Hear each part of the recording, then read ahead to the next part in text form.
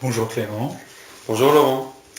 On est parti pour un deuxième épisode de notre série pour approfondir des questions conceptuelles délicates autour de l'analyse stratégique et des comptabilités pour agir pour l'environnement. Euh, on a convenu que le sujet du jour, hein, c'était l'idée que nous étudions des organisations écosystèmes centrées, c'est-à-dire comment s'organise la gestion d'un écosystème, et que très souvent, ça nous conduit dans des situations où on nous dit vous étudiez des organisations qui n'existent pas. Il me semble que c'est un sujet qui te tient à cœur d'une certaine façon. Oui, en effet, parce que moi j'ai travaillé sur l'idée de construire des comptabilités justement centrées sur la gestion collective des écosystèmes. Or, la comptabilité, historiquement, est attirée par deux attracteurs, hein, que sont les comptabilités nationales et les comptabilités d'entreprise. Et donc, cette idée de construire des comptabilités pour une gestion multi-acteurs des écosystèmes a été questionnée pendant ma soutenance de thèse, puisqu'on m'a demandé, mais du coup, pour quelle organisation concrètement, ça voulait dire que ces comptabilités allaient équiper quelle organisation, puisque cette organisation n'existait pas. Ouais, et moi de mon côté, le sujet me tient à cœur parce que euh, très souvent les analyses stratégiques que je propose sont mal comprises parce que les gens ne comprennent pas qu'on analyse une organisation multi-acteurs autour d'un écosystème et veulent eux aussi se rabattre sur des organisations qui ont pignon sur rue, c'est-à-dire telle ou telle organisation à but non lucratif ou telle ou telle administration. Euh, donc pour lancer le sujet et poser et, et- et ouvrir un petit peu la question, les gens sont attirés par l'idée qu'une organisation, ça existe, c'est un objet dont l'existence ne se discute pas. Hein. Si Peugeot, comme organisation, son existence ne se discute pas. Et donc, on va prendre cet objet extérieur, dont l'existence est indépendante de nous, et puis on va l'étudier en lui appliquant des méthodes d'analyse, des grilles de lecture, d'analyse des orgas ou de stratégie ou autre. Or, si ce à quoi on s'intéresse, c'est l'amélioration de l'environnement, ça ne peut pas marcher comme ça. Pourquoi? Je prends un exemple, la qualité de l'eau dans une rivière. Il n'y a pas une organisation, au sens d'organisation qui a pignon sur rue, qui a la responsabilité et le pouvoir complet de gérer la qualité de l'eau dans un bassin versant. Il y a des organisations diverses, par exemple l'Agence de l'eau, les ONG qui luttent sur la qualité de l'eau, genre Eau et Rivières de Bretagne, des sociétés commerciales qui agissent dans le champ de l'eau, comme Veolia Eau ou Suez. Il peut y avoir une start-up de restauration écologique, des exploitations agricoles qui conditionnent la qualité de l'eau par leur action. Et donc, en fait, si le problème est comment on peut agir pour la qualité de la rivière, on n'a pas en face un interlocuteur institué qui soit responsable et qui ait le pouvoir de garantir cette responsabilité. Et donc, aucune organisation statutaire n'a la maîtrise du résultat. Et du coup, comment on fait d'habitude pour biaisé avec ce problème-là? Il y a toutes sortes de ruses qui ont été développées. Et ben, la plus courante, c'est on étudie le jeu d'acteurs autour du problème. Très bien, on comprend beaucoup de choses, mais on n'a toujours pas prise sur la performance ou le résultat. Ou bien on fait une approximation qui consiste à dire si, si, il y a quand même une organisation qui est responsable de ça, c'est les pouvoirs publics.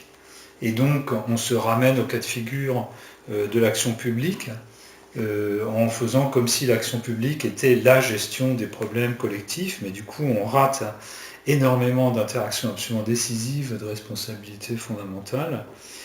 Ou bien on se dit oui, c'est pas mûr, il faut que les acteurs se mettent autour de la table et discutent, en pensant qu'au-delà d'un certain niveau de coordination, ça finira par être vraiment une organisation. ou bien on se raconte que c'est parce que si les gens se rendaient compte, ils feraient le nécessaire, et donc que c'est un manque de conscience pas collective qui serait à la base de ça, ou bien on trie les bons et les méchants en disant bah oui, il y en a qui veulent agir, il y en a qui bloquent, et donc c'est l'éternelle histoire des bons contre les méchants qui domine tellement le discours aujourd'hui sur l'environnement. Mais tous ces palliatifs mettent disons, escamotent la question de la performance et de la responsabilité du résultat, chacun à sa manière. Par exemple, les bons et les méchants, si on dit voilà, il y a les bons et les méchants, comment on analyse la responsabilité de résultat au-delà de les méchants bloquent, donc il n'y a pas le résultat. Comment on fait pour avancer? Donc le raisonnement fondamental, pour sortir de ça, il consiste à dire voilà, le raisonnement habituel, il consiste à dire je prends une organisation comme une entreprise, Peugeot SA par exemple, et bien cette entreprise, elle a une mission, des objectifs de résultats, et surtout elle rend des comptes sur ces résultats. Donc on est tout à fait habitué, et c'est la même chose pour l'État et les institutions publiques, elles ont des missions, et elles rendent des comptes sur leurs résultats. Et donc on est habitué au raisonnement qui dit telle organisation existe, donc elle a mission, résultat, elle doit rendre des comptes sur son résultat. Et nous, on propose de retourner le raisonnement en disant telle responsabilité collective existe, par exemple garantir la qualité de l'eau dans la rivière, ou bien limiter le changement climatique, ou bien éviter la perte de tel ou tel élément de biodiversité.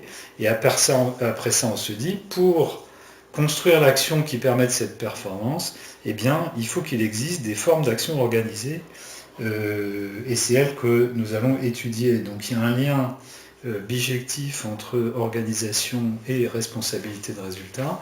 Mais on peut faire le raisonnement en partant de la responsabilité de résultat et en s'interrogeant sur les conditions organisationnelles de réalisation de cette responsabilité de résultat. Alors, ce raisonnement-là, il est souvent poussé à l'extrême par des gens qui ont le réflexe, chaque fois qu'un problème collectif se pose, de dire on va créer une organisation collective qui va être responsable de ce problème collectif. Par exemple, l'Organisation mondiale de l'environnement qui avait été préconisée à une époque par Jacques Chirac, ou bien d'autres choses de ce genre-là. Mais ça ne marche pas du tout, parce que pour que ces organisations puissent garantir la performance, il faudrait qu'elles aient la main sur l'ensemble des comportements qui affectent cette performance, ce qui n'est évidemment pas le cas. Et donc c'est un leurre cette histoire. Et c'est d'autant plus un leurre que ça aboutit à une sorte d'empilement organisationnel qui ne fait qu'augmenter la confusion dans la situation. Donc ça ne marche pas. Alors, dans nos travaux, le point qui a débloqué pour moi la situation, et ça a été les écrits de Michel Crozier et Erhard Friedberg, quand ils écrivent que l'action organisée peut s'étudier comme une organisation. Dit autrement, qu'il n'y a pas forcément besoin qu'une organisation ait un statut juridique pour qu'elle fonctionne comme une organisation, pour qu'elle produise des performances. Et donc l'action organisée peut être étudiée comme une organisation. Mais là, il faut qu'on aille un peu plus loin, parce que c'est vrai que ça nous donne une sorte d'autorisation conceptuelle et disciplinaire d'aller dans cette direction, mais ça ne dit pas vraiment comment on y va.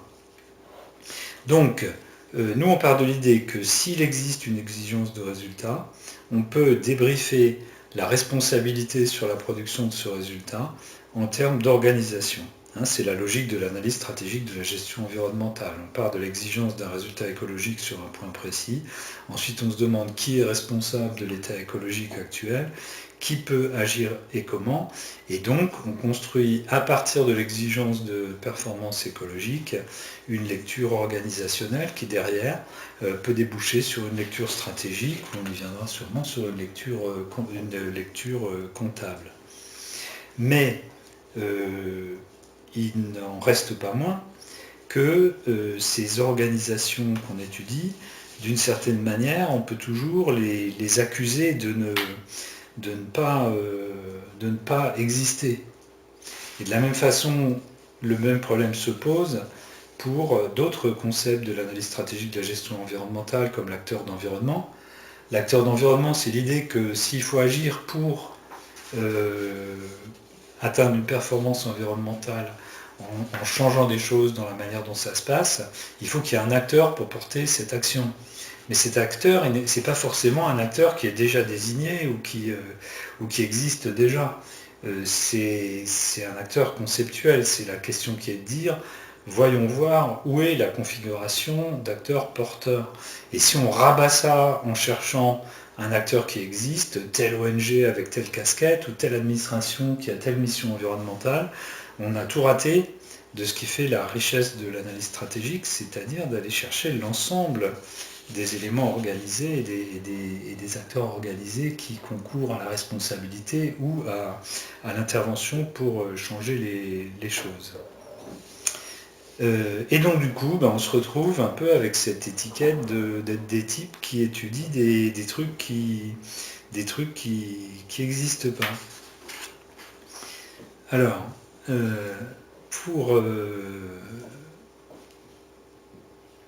pour avancer, là, on peut se poser la question, mais alors finalement, ces systèmes d'action organisés, je reviens toujours sur l'exemple de la gestion de l'eau dans le bassin versant d'une rivière, est-ce que cette organisation existe ou n'existe pas? Alors je vais plaider, on peut plaider dans les deux sens. Si quelqu'un vous dit que cette organisation existe, on ne peut pas dire qu'elle existe, on va lui dire vous ne pouvez pas dire qu'elle existe parce qu'il n'y a pas de statut juridique, le statut est très flou, ce sont des liens entre des acteurs qui ne sont pas tous formalisés. Le périmètre du système d'action est flou, ce qui pour une organisation est un énorme problème. La responsabilité de résultat, elle n'est pas forcément extrêmement clairement affichée ou attribuée. Il y a des trous dans la raquette, c'est-à-dire qu'il y a des manquements dans le fonctionnement qui expliquent qu'on a du mal à atteindre la performance. Et puis il y a de nombreux dysfonctionnements. Un des points qui m'a marqué dans ma carrière, ça a été l'évaluation des politiques zones humides, où la question était, une question s'est posée, existe-t-il une politique des zones humides en France? Et moi je plaidais que oui, puisqu'il y avait tout un ensemble coordonné d'actions sur les zones humides qui revenaient en fait et qui dépensaient la moitié de l'argent de la politique biodiversité en France. Et le préfet Bernard, qui présidait la commission d'évaluation, disait mais non, cette politique n'existe pas puisqu'on n'atteint pas le résultat. Donc pour lui, une politique qui existe, c'est une politique parfaite, formalisée, instituée, qui atteint ses résultats, etc. Maintenant, plaidons la cause inverse. Si quelqu'un me dit cette organisation n'existe pas, je peux lui objecter.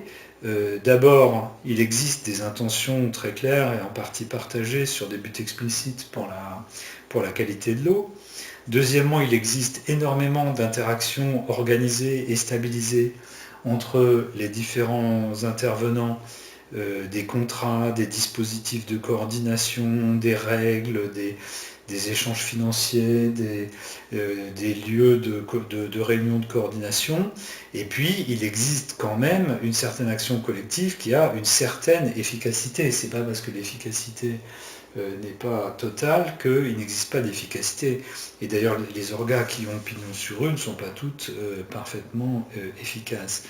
Donc, si on voit ça en prenant bien les deux côtés, nous ne sommes pas des types qui étudient des organisations qui n'existent pas, mais des organisations dont on ne sait pas si elles existent ou pas, ce qui est assez différent. Et du coup, c'est un peu des organisations yéti, quoi. On se dit, est-ce qu'elles existent, est-ce qu'elles n'existent pas? Alors, à partir de là, on peut se dire, mais qu'est-ce que ça peut vouloir dire d'être quelque part à mi-chemin entre exister ou ne pas exister pour une organisation? Première interprétation, elle n'existe que dans l'imagination ou la construction intellectuelle de celui qui la voit. Elle serait un pur construit de l'observateur d'une certaine manière. Ce serait ça son mode d'existence. Donc pour l'organisateur, pour un certain observateur, elle existe, pour d'autres non. Disons, l'existence se situe dans l'esprit ou non, dans l'esprit de celui qui observe.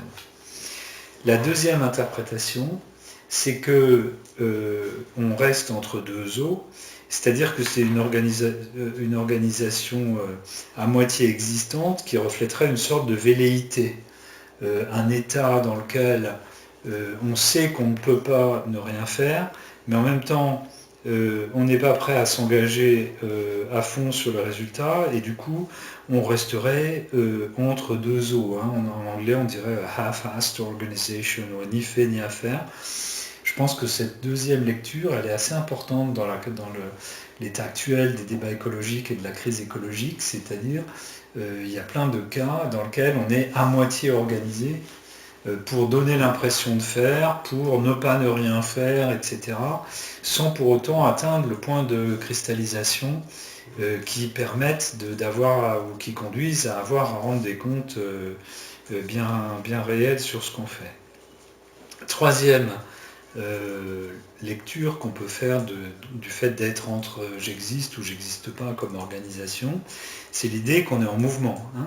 Par exemple, en mouvement entre il n'existait pas d'organisation, il va en exister une, et pour l'instant, on est dans le cadre d'une organisation en devenir ou d'une organisation en cours d'organisation.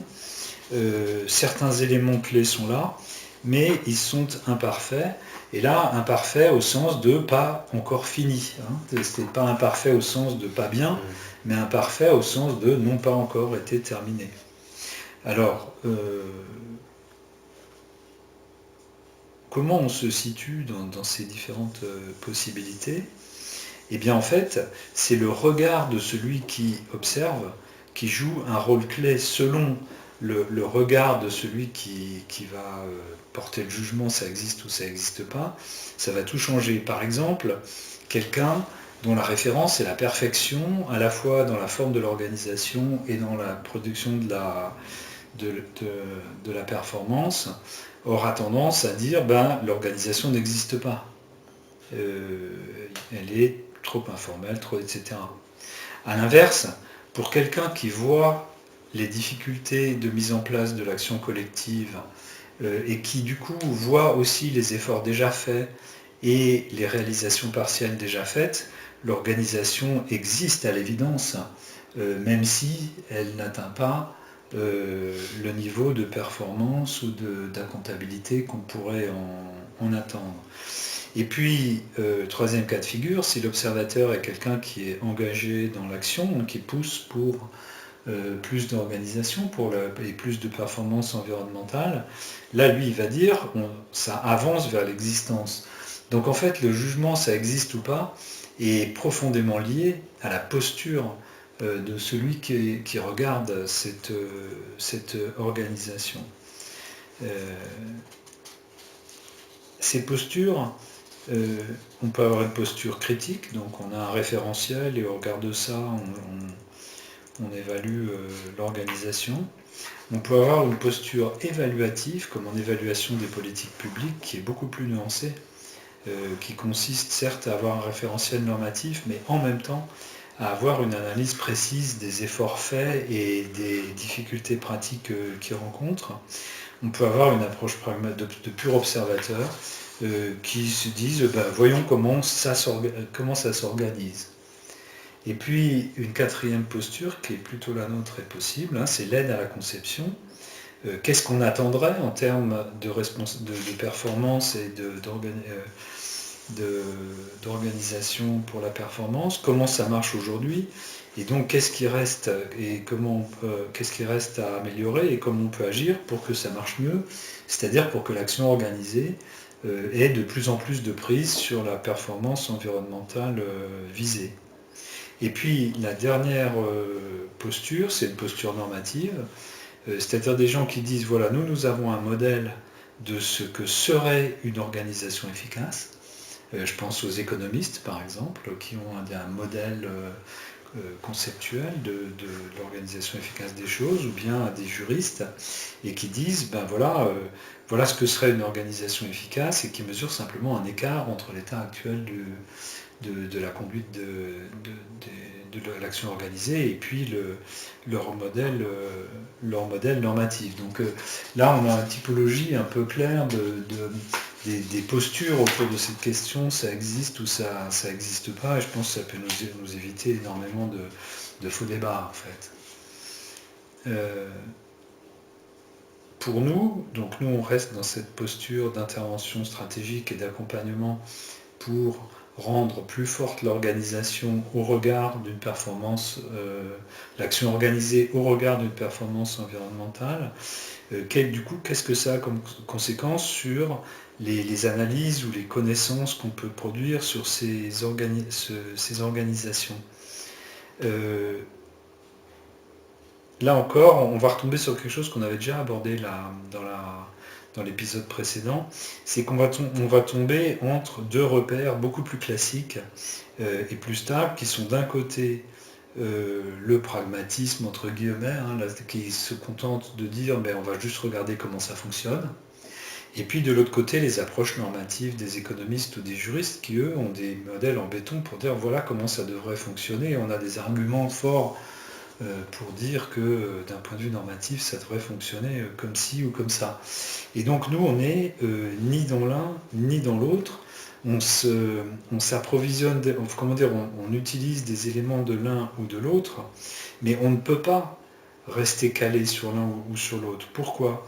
Si on se cale sur les points de vue normatifs, certes, ils ont une architecture qui permet de rendre parfaitement compte de ce que serait l'action si elle suivait leur modèle, mais elle laisse de côté tellement d'éléments réels et tellement de dimensions de l'action et des relations qu'elle ne permet pas d'intervenir pour améliorer vraiment les organisations concrètes sans les aplatir sur un modèle qui finalement les appauvrit.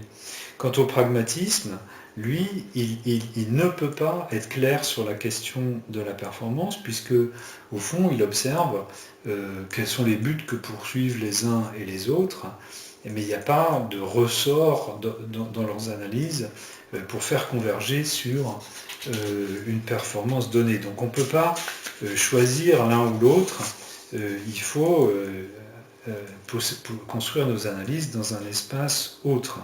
Et cet espace, il est en tension entre deux éléments.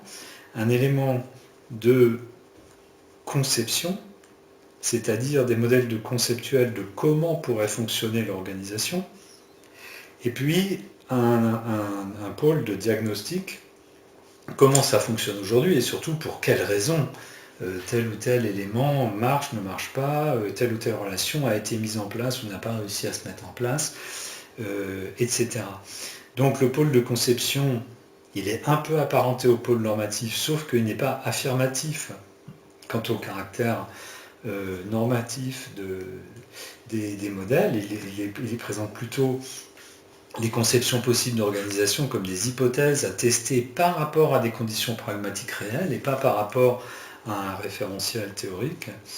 Et le diagnostic, lui, il va être guidé par la recherche de conception, c'est-à-dire qu'on essaye de comprendre pour éclairer des choix possibles d'organisation meilleure. Donc on se retrouve dans cette dialectique d'exploration en aller-retour entre observation de la manière dont ça marche et proposition conceptuelle d'organisation. Et c'est ça l'espace dans lequel on travaille.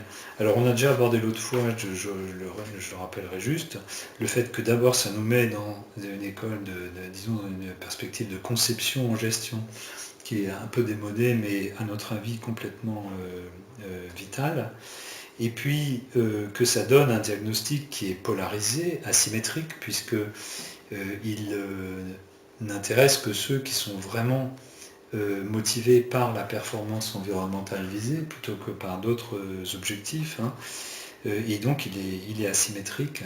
En revanche, il est donc imparfait du point de vue du sociologue ou autre, mais il est particulièrement pertinent pour deux choses. Pour l'évaluation de l'action collective, puisque cette évaluation, on peut la faire à partir d'une attente de performance, et qu'elle doit inclure une prise en compte très pragmatique des conditions pratiques de l'action, et puis pour l'analyse stratégique, qui elle aussi est asymétrique. Donc, en tout cas pour nous, malgré ces difficultés de positionnement, il est essentiel de tenir cette position-là. On va arriver au même point qu'avec l'épisode précédent, tout simplement parce que pour l'action sur le terrain, pour améliorer la performance environnementale, c'est bien de ces analyses-là qu'il y a besoin, qui prennent en compte les conditions pragmatiques de l'action et un travail de conception pour l'organisation de cette action collective. Et cette focalisation sur la performance environnementale, eh bien, elles font des analyses qui ne sont peut-être pas du goût de tout le monde, mais qui en tout cas sont précisément celles dont ceux qui veulent faire avancer la cause environnementale ont besoin, les acteurs d'environnement. Alors peut-être que pour réagir, je peux commencer par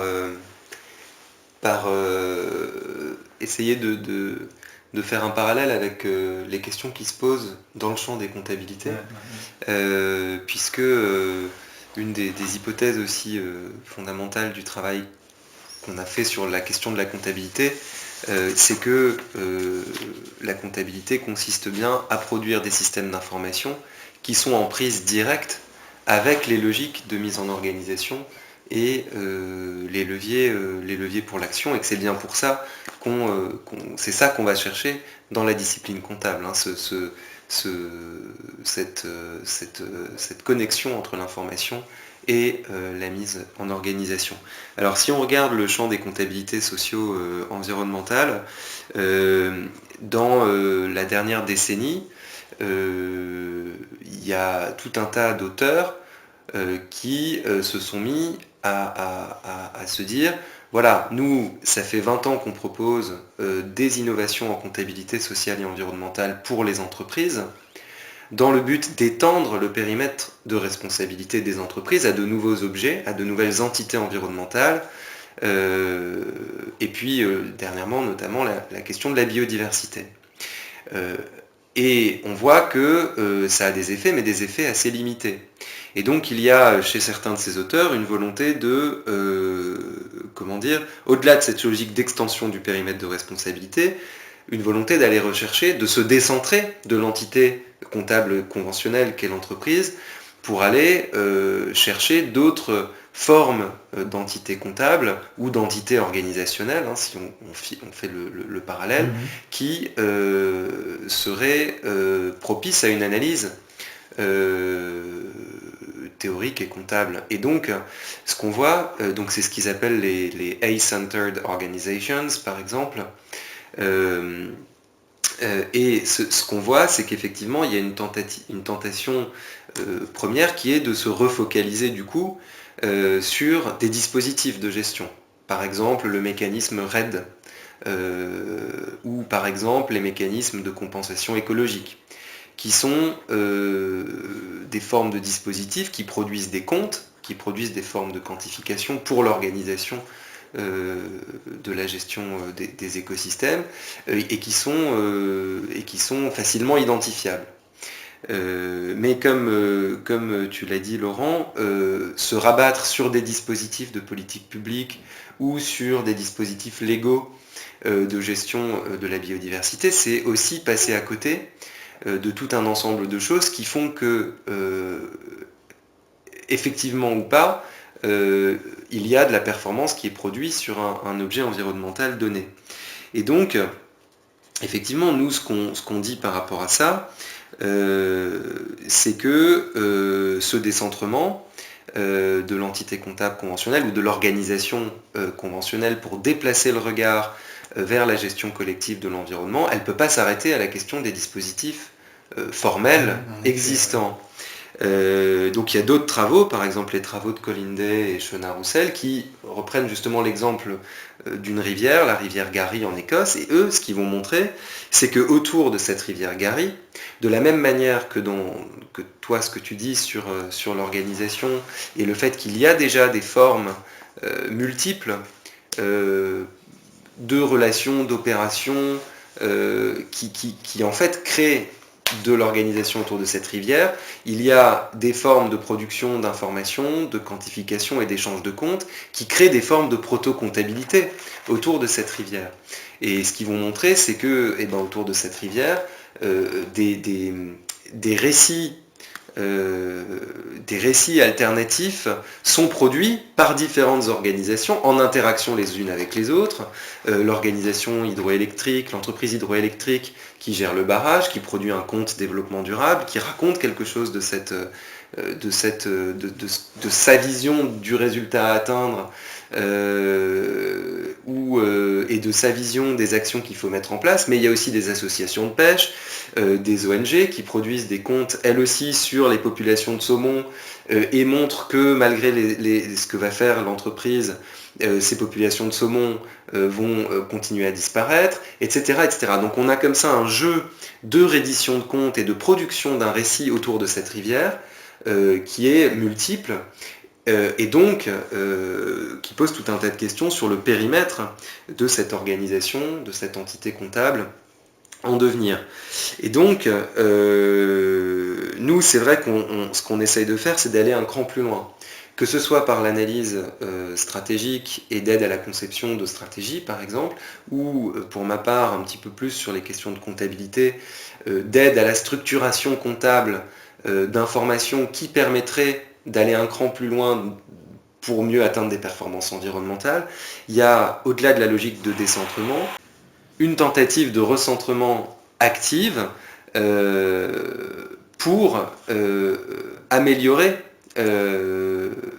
la mise en organisation et la mise en comptabilité de ce qui va permettre de produire cette performance environnementale. Et donc, cette tentative active de créer de la comptabilité pour équiper la gestion collective des écosystèmes ou de créer de la stratégie pour améliorer l'organisation collective d'un écosystème, ces deux efforts qui vont de pair, et c'est un peu ce qui caractérise ce qu'on essaye de faire. Et donc, ça pose deux questions qui me semblent importantes et qui sont compliquées. La première, c'est que pour un certain nombre de gens qui s'intéressent à l'environnement, c'est vrai qu'il y a une difficulté à accepter que tant que on ne cherche pas à produire une sorte de produit organisationnel ou comptable fini. Une forme de certitude stabilisée, définitive. Voilà, exactement. On n'est pas dans la bonne démarche. Et donc, pour moi, ça relève d'une difficulté à accepter le fait que dans nos domaines, dans le domaine de la mise en organisation de la performance environnementale pour un écosystème, le travail doit être de mise en organisation et de mise en comptabilité doit être en permanence recommencé. Et donc on est sur des organisations un peu toujours en ligne de fuite et qu'il s'agit de continuer à investir d'un effort d'organizing et de quantizing. Et la deuxième... donc ça peut mener à des formes de découragement ou, qui sont évidentes et tout à fait justifiées. La deuxième difficulté, c'est que du coup, on se met effectivement dans une position d'aide à l'action stratégique ou à la mise en comptabilité utile pour l'environnement. Et donc, on est dans une démarche de conception. Et effectivement, ce qui peut nous être reproché, ce serait de vouloir ce serait de tomber dans une forme d'hubris qui consisterait à dire, parce que moi je vois cette organisation ou je veux la voir advenir, je peux imaginer à peu près ce que je veux, et puis ça va finir par se mettre en place où ça a du sens de simplement faire ce travail d'imagination. C'est un peu ce qui m'a aussi été reproché à ma soutenance de thèse sur le modèle comptable proposé, puisque la question était de dire, mais ce modèle comptable, il est pour qui ? Est-ce que c'est le modèle comptable qui va créer les relations entre les organisations qui vont faire que ça produit de la performance environnementale, ou est-ce que c'est l'inverse ? Est-ce qu'il faut d'abord qu'il y ait des relations pour ensuite se demander comment on les équipe comptablement ? Et notre réponse, elle est de dire, il faut les deux en même temps, d'une certaine manière. Et en fait, ça veut dire qu'on produit, en tout cas pour ma part, plus sur les questions comptables, que l'enjeu est de produire des formes, non pas de comptabilité produit fini qui s'appliquerait à n'importe quelle situation de mise en organisation d'un écosystème, mais bien des formes de cadrage qui comportent une part dans leur construit de normativité pour l'environnement. Sur le modèle comptable, ça va être par exemple de donner une place importante à la mesure du résultat environnemental, pour ensuite mesurer les contributions et les impacts par rapport à cette mesure du résultat environnemental, mais donc des formes de cadrage qui vont laisser un espace important d'engagement aux acteurs de ces organisations qui existent plus ou moins et qui vont, et c'est par cet espace d'engagement avec les équipements ou les cadrages de questions, que ce soit des questions de l'ASG ou des questions comptables, c'est cet espace d'engagement qui va faire que il y a des marges de manœuvre pour faire ce travail de mise en organisation en cadrant un petit peu, mais sans trop cadrer, pour que ça puisse avoir des prises sur des contextes réels de gestion des écosystèmes qui sont extrêmement divers. Absolument. Alors, du coup, c'est vrai que ça soulève un certain nombre d'autres questions. Une des questions... Peut-être qu'on peut revenir après. Oui. J'aimerais bien réagir là sur un ou deux thèmes. Le premier, c'est qui est très important à mon avis, c'est que cette question existe ou n'existe pas, elle est induite en partie par une illusion d'optique qui est celle de la stabilité des organisations. C'est-à-dire que dans l'organisation, ce qui est important, c'est l'acte d'organiser. Tu as dit l'organizing ou l'accountizing, c'est-à-dire le point le plus important, c'est celui-là, c'est le travail qu'on fait en continu pour organiser et pour adapter en permanence des systèmes de reddition de comptes. Et là où il y a une illusion d'optique, c'est que quand une organisation a un statut légal, etc., on a tendance à ne pas voir à quel point elle change son périmètre, ses objectifs de performance, son portefeuille d'investissement, etc., les acquisitions, les fusions, les réorganisations. Et donc, en fait, derrière l'apparente stabilité d'une organisation publique ou privée, il y a sans arrêt une dynamique d'organizing et d'accountizing qui a lieu. C'est-à-dire que la stabilité de l'enseigne Peugeot SA ne dit rien sur la manière dont se transforme l'organisation. Et donc, du coup, il y a beaucoup moins d'écart qu'on ne peut le penser entre le travail organisationnel qui se fait dans un cadre légal stabilisé et celui qui se fait dans la recherche collective d'une performance de manière plus informelle. Donc, la focalisation, elle est à faire sur le travail constant de mise en organisation et de mise en comptabilité. Le deuxième remarque qui va dans le même sens, c'est qu'en fait, nous, ce qui nous intéresse, c'est le résultat.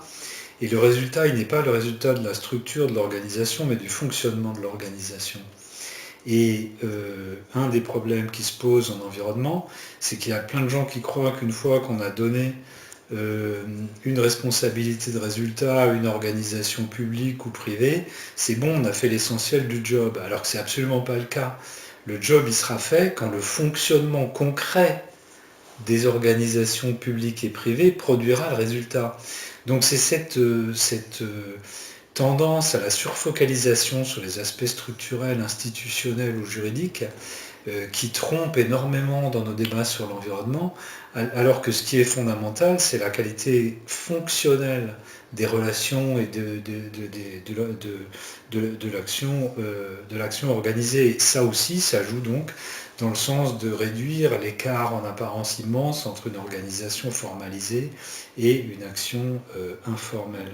Puisque même l'action, ça c'est un des résultats de la socio-désorga des années 60, c'est que même l'action la plus institutionnalisée, quand on regarde, on s'aperçoit qu'elle dépend énormément de fonctionnement informel, et donc que cet aspect fonctionnel est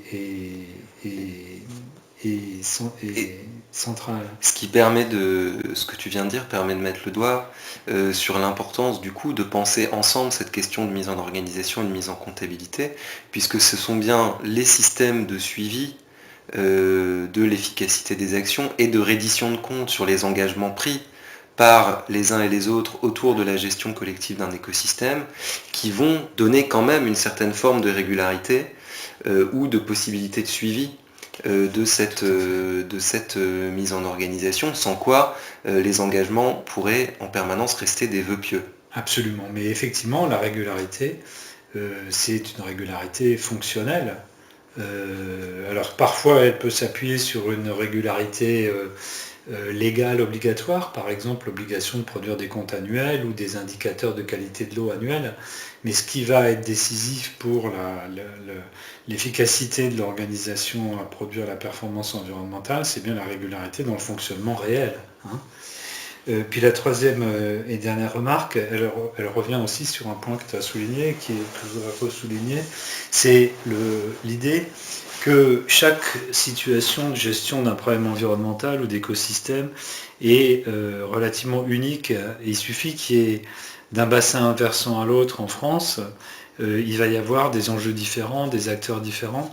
Il suffit qu'il y ait un point, parfois assez discret, mais qui fasse une différence énorme pour qu'un dispositif qui marche sur un bassin versant ne marche absolument pas sur un autre. Et donc ce que tu dis sur l'accompagnement des acteurs est essentiel. La méthode qui consiste à dire je conçois ce que serait l'organisation parfaite et la comptabilité parfaite. Et donc maintenant il ne vous reste plus qu'à essayer de passer de votre état à moitié désorganisé à cet état-là. C'est un peu se moquer des acteurs et c'est sous-estimer la richesse et la complexité des situations. En fait, c'est simplement une forme de normativité moyennement équipée.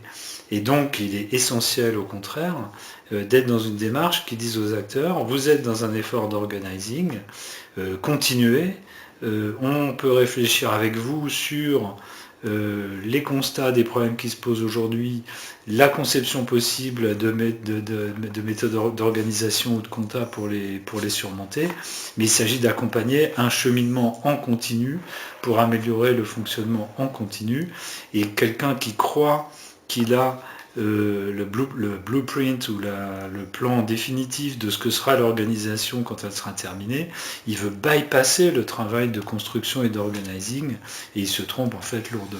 Et il veut bypasser aussi le travail de définition dans des situations souvent adversatives de la notion de résultat.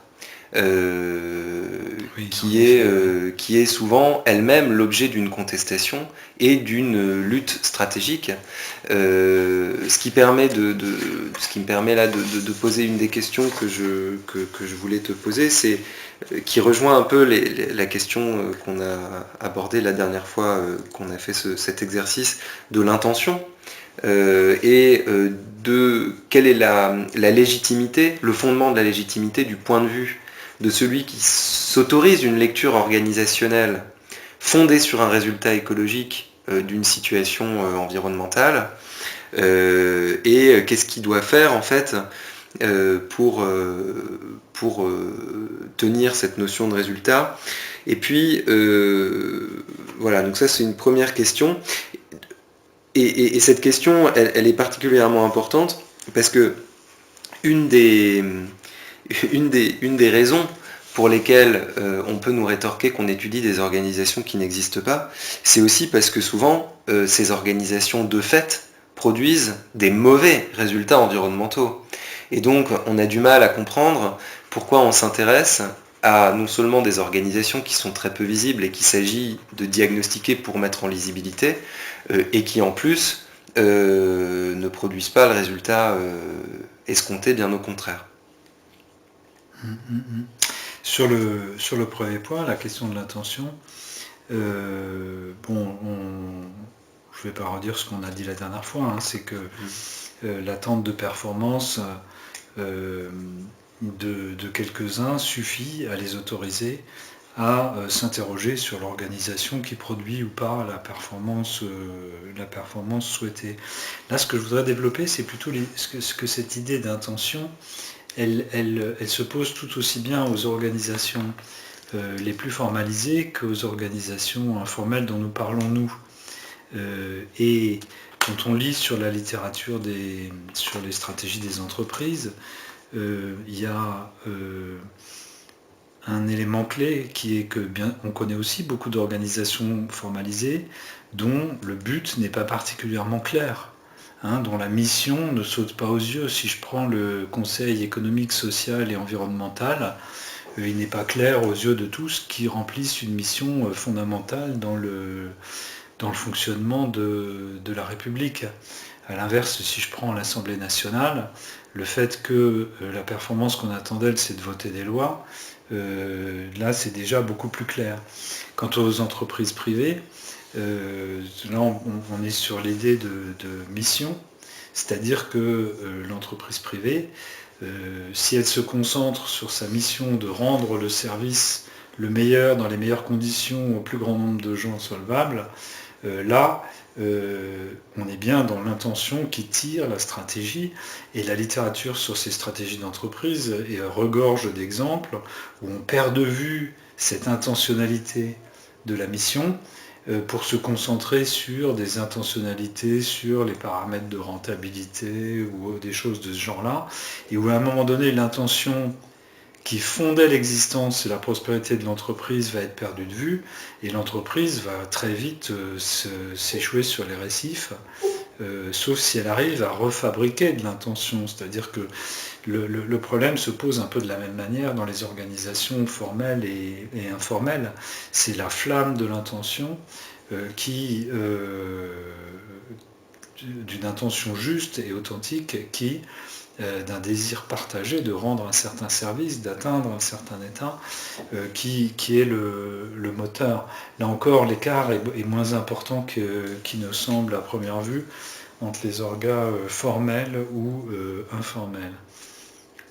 Là, sur le deuxième point, c'est-à-dire le fait que l'organisation de fêtes donne de mauvais résultats, bah oui, on peut pas, sur l'environnement, c'est bien ce qu'on se dit, mais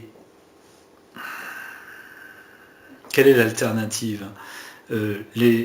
Effectivement, c'est une des raisons majeures pour lesquelles les gens disent qu'il n'y a pas d'organisation. La gestion de la qualité de l'eau souterraine sous les plaines d'agriculture intensive n'est pas organisée, puisque ces eaux souterraines ne cessent pas de se charger en engrais et en pesticides. Mais là, on a un vrai choix de méthode. On a un choix qui consiste à dire il n'y a pas d'organisation.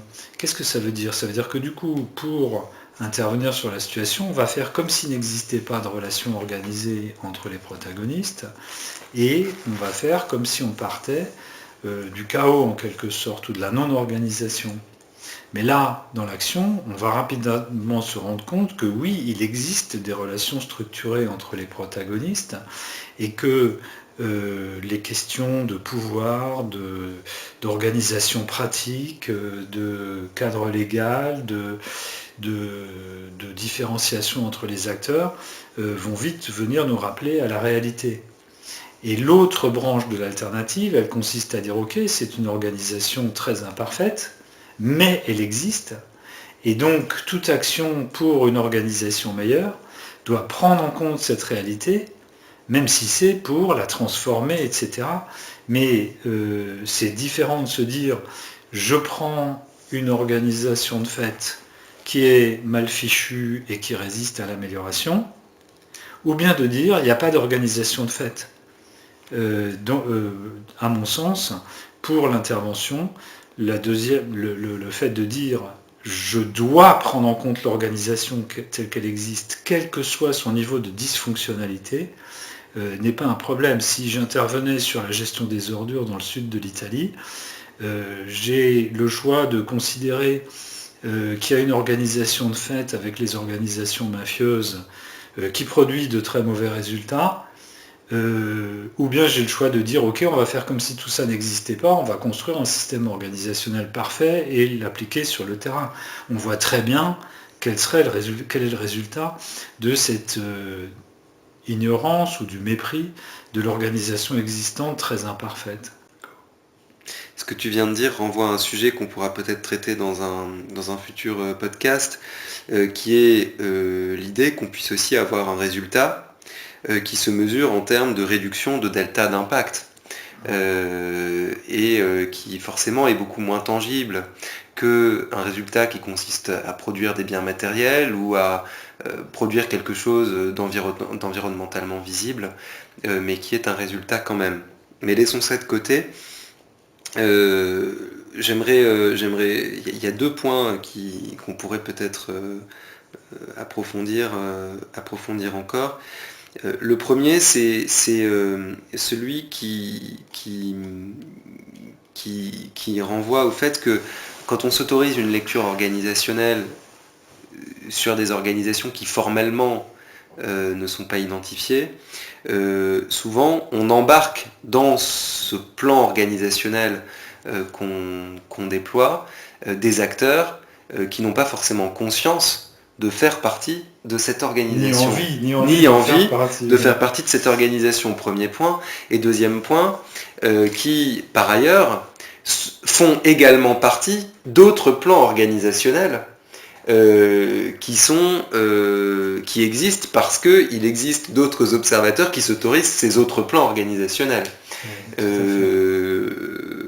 Donc ça, c'est la première chose, c'est cette question de l'enchevêtrement des plans organisationnels et des plans comptables qui en découlent. L'autre question que ça soulève pour moi, et qui consiste cette fois à prendre un pas de recul sur les propositions qu'on discute ici, c'est au final, qu'est-ce que ça apporte à la pensée environnementale de réfléchir en termes d'organisation plutôt que de réfléchir avec d'autres lectures de cette question des prises de responsabilité, de la gestion multi-acteurs, etc. d'un écosystème, ou de la définition et de la représentation des valeurs et des formes de reddition de comptes qui doivent les accompagner. Qu'est-ce que cette lecture organisationnelle qui est au cœur de nos travaux apporte, voilà, par rapport à des lectures sociologiques, économiques, scientifiques de la question, qui, elles aussi, produiraient des formes des formes intéressantes d'analyse ou de quantification ou de comptabilité.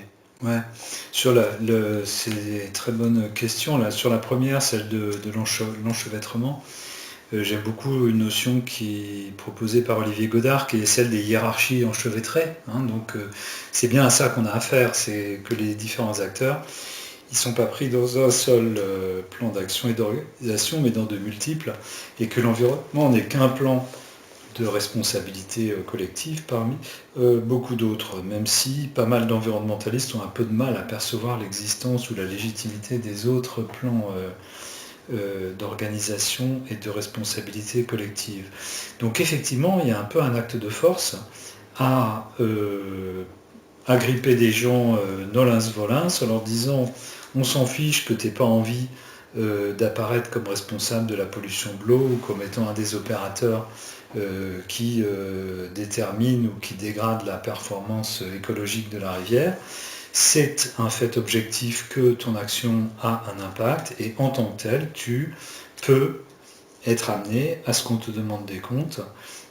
Et en tout cas, nous, on peut s'autoriser à te poser des questions et à t'intégrer dans l'analyse. Donc il y a effectivement une dimension de pouvoir par l'analyse, qui est un élément très important de l'analyse stratégique de gestion environnementale, qui est de dire aux gens qu'importe le fait que vous ayez conscience ou pas de votre responsabilité ou que vous vous en fichiez, à partir du moment où il y a des gens pour lesquels l'impact de votre action est important, ils sont fondés à vous demander des comptes. Alors après, c'est une question de pouvoir, vous pouvez leur claquer la porte au nez, mais ça n'aura peut-être qu'un temps. Donc cet aspect-là est très important. Respecter le fait que la hiérarchie environnementale n'est qu'une parmi d'autres. Je constate par les réactions sur les commentaires YouTube que c'est difficile pour certains d'accepter qu'il y ait d'autres hiérarchies de préoccupation enchevêtrées avec la hiérarchie environnementale. Et puis, il y a cette idée de choisir des cadres d'analyse qui prennent bien en compte tout le monde, qu'ils le veuillent ou pas, pour pouvoir justement rendre des comptes sur la performance. Et c'est une des raisons qui fait qu'on ne peut pas se contenter de l'analyse des dispositifs, comme tu l'as dit. Il faut prendre l'ensemble des gens, engagés ou pas dans des dispositifs, qui créent l'impact. Quant à la spécificité, à l'apport de la lecture organisationnelle par rapport aux autres lectures, en fait, il y a deux lectures qui sont très développées dans notre champ, c'est la lecture scientifique et puis la lecture politique. Alors la lecture politique, elle a pris ces dernières années, c'est-à-dire en fait en termes de rapport de pouvoir. Et cette lecture politique, elle a pris un poids beaucoup plus important depuis peu d'années, au point que la lecture scientifique commence à être perdue de vue, c'est-à-dire qu'on commence à ce serait d'ailleurs un thème essentiel à aborder une autre fois, on commence à se braquer non plus sur des mesures concrètement efficaces, mais sur des marqueurs symboliques, des mesures emblématiques, etc. Or, la grande faiblesse du débat qui s'appuie que sur la dimension scientifique et politique, c'est que c'est une chose d'essayer de créer un rapport de force ou de faire voter une loi, c'est tout autre chose de vouloir que ça débouche sur une action concrète, efficace, organisée sur le terrain.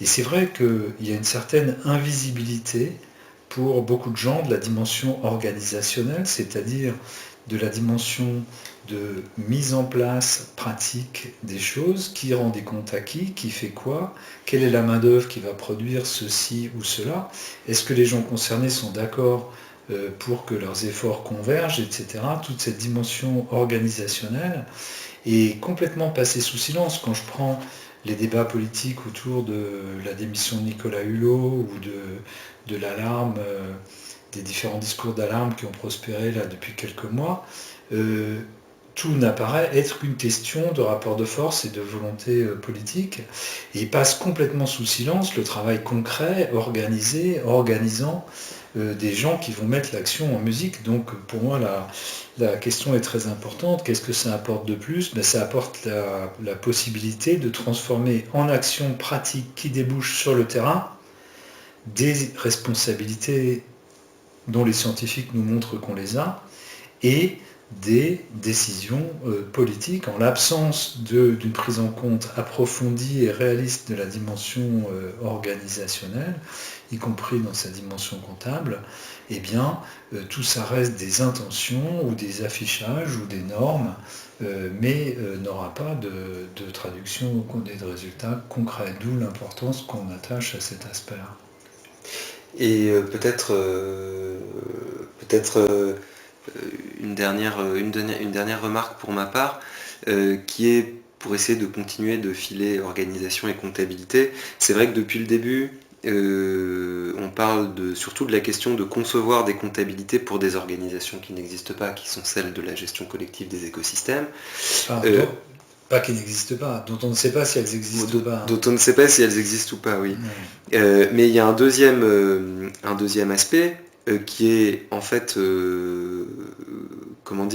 indispensable à cette conception. C'est-à-dire qu'avant de concevoir ces comptabilités, il faut aussi pouvoir analyser l'état comptable déjà là,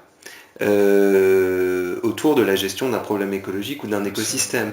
De la même manière qu'avant d'engager ou de réfléchir aux bonnes formes de réorganisation et donc d'actions concrètes qu'il faut mener ou de leviers concrets qu'il faut lever pour ce travail de réorganisation, eh bien, de la même manière pour les comptabilités, il faut d'abord se demander quel est l'état comptable, qu'est-ce qu'on compte déjà, quelle forme de récit ça produit sur l'entité environnementale qu'il s'agit de mieux gérer, quelle forme de responsabilité plus ou moins bien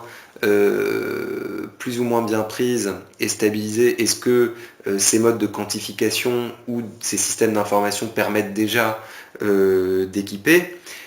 On ne peut pas proposer des comptabilités et concevoir des comptabilités pour un problème écologique donné dans un contexte d'action collective donné si on ne fait pas ce diagnostic de l'état comptable existant, y compris en termes de capacité concrète à produire de la donnée Exactement comme l'état organisationnel existant. Exactement comme l'état organisationnel existant.